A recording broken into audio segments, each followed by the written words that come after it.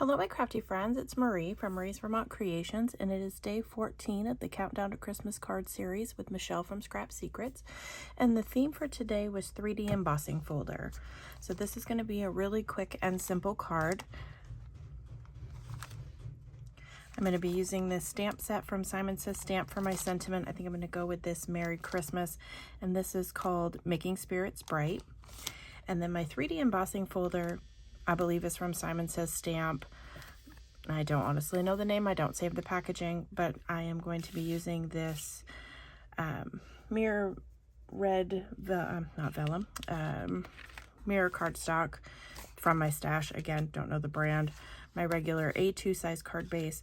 And then I did this off screen just so I didn't have to lug my die cutting machine onto the table, but this has like ornaments and little pine leaves and different little snowflakes in here, so I thought I would do it on vellum just to see how it would hold up. And this is not heavyweight vellum, this isn't anything fancy. This is, I think, a vellum package I got from Amazon. I've had it for years, and it held up. It didn't crack. I was actually really impressed. So for my Spellbinders machine, I put this with just the plate and a double shim of cardstock and the 3D embossing folder, and that's it. No plates, nothing else. That's what I use for my machine to do 3D embossing folders.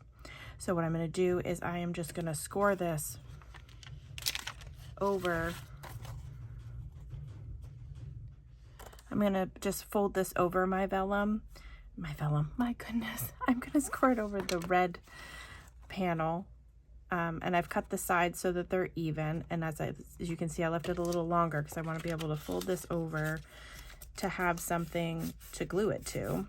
So it's going to be lifted. You can, lift it and still see the red underneath.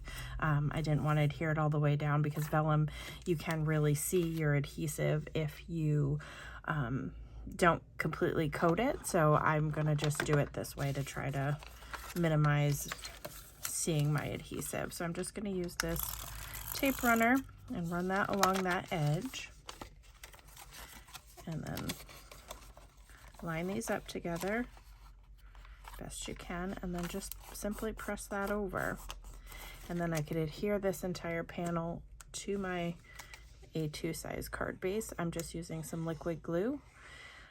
So this is a holiday series. There's 2 projects a week on Mondays and Fridays at 2 p.m.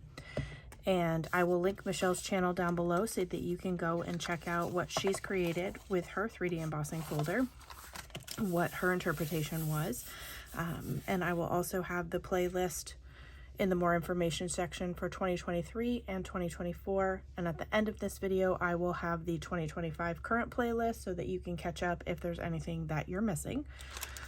And so for my sentiment, I'm just going to do this on the inside of my card. I don't normally stamp on the insides of my cards because I like to write a message, but I also don't want to cover up all of this pretty embossing, image that I have.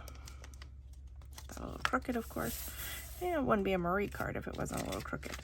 So I'm just going to add that on the inside. I am going to do it with a stamp block, which clearly not going to be that one. Let's see. Oh, I have my Misty here, never fear.